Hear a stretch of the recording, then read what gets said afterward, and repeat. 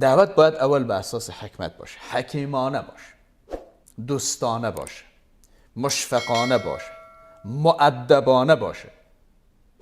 تویی که میخوای طرف رو دعوت بکنی وقتی که ادب رعایت نکنی، اخلاق رعایت نکنی، رحم و شفقت نداشته باشی، تشویق و ترغیب نداشته باشی، حکمت رو در دعوتت به کار نگیری، بصیرت نداشته باشی، علم دعوت رو نداشته باشی، چطور میتونی طرف رو دعوت کنی؟ ما امروز که در افرادی داریم به نام دعوت آمده کل علمای امت رو تکفیر کرده روان است. این مولوی کافر است، او مولوی کافر است، این عالم کافر است، او بیدین است، این فلان است، او فلان است. و برادر عزیز من، تو به کدام مسیر روان هستی؟ به کدام منهج دعوت میکنی؟ این یک مسئولیت، دعوت کردن گناهکاران به صورت حکیمانه. دوم، در کنار دعوت دعا در حق گناهکاران. آیا شده همین کسایی که ما امروز میگیم ما به اصطلاح دعوت میکنیم این مردم رو، نیمه شبی بلند شده باشیم در حق گناهکار دعا کرده باشیم؟ بخش بزرگ کار انبیاء علیه السلام دعا بود برای هدایت مردم.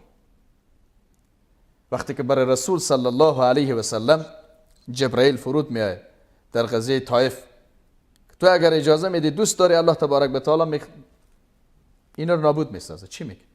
پروردگار قومم نمیدانن، اینا نمیدانن، اینا هدایت کن، هدایت نصیب شد. دعا کنید در حق گناهکاران تا که خداوند هدایت نصیبشون کنه. وقت پیغمبر در حق ابو جهل و عمر دعا میکنه که مشرف اسلام بشن، اللهم اعز الاسلام باحد عمری، اسلام را عزت ببخش به یکی از این دوتا شخص بسیار صاحب نفوذ اجتماعی. سوم، پرده پوشی است، ولو که گناهکار است، آبرو عزتش باید حفظ کنی. این مأموریت و مسئولیت است. نه که تو بیای در صفحات مجازی داد بزنی که والله فلان اینطور کرده یا اونطور کرده. رسول ما صلی الله علیه و سلم برای ما چی میگه؟ کسی که برادر مسلمانش در دنیا ستر کنه، آبرو به عزتش حفظ کنه، الله رو در روز قیامت در میدان محشر آبرو به عزتش حفظ میکنه. این واجبه ماست، مسئولیت ما است. ولکن به جایزی که او آبرو عزتش حفظ بشه، بی آبرو بی حرمت در میکنه. به جایزی که طوری تذکر داده بشه که فقط طرف خودش متوجه بشه. در منبر استاد میشیم فوراً مخاطبانم و ظالم و فاسد در میبینی، او شراب نوش، او فلان فلان فلان. برش چی میگی؟ باز بعد میم ادعا میکنیم این همین روش رسول الله است. میگه علیه السلام. این سومین مسئولیت ما در برابر دعوتگر. اول دعوت کردنش، دوم دعا در حقش، سوم پرده پوشی و چهارم امید بخشیدن برش. هیچ گناهکار حق نداره از رحمت خدا ناامید بکن. یکی از جمله الفاظی که روزا استفاده میشه، تو را خدا نمیبخشه، او را خدا نمیبخشه، این گناهت خدا نمیبخشه. هیچ بشری حق نداره حرف بزنه برای کسی که تو را خدا نمیبخشه. تو نمیتونی از جانب خدای حرف بیای مطرح بکن.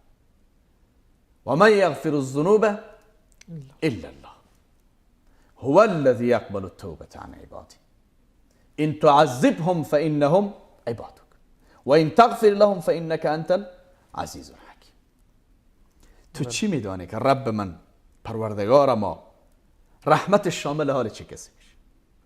خیلی افراد در اوائل بسیار متدین، دیندار، با خدا، با تقوا، حتی حرف دعوت و سنگ دعوت به سینه میزنه، در اخیر عمر مرتد میشه، از اسلام برمیگرده.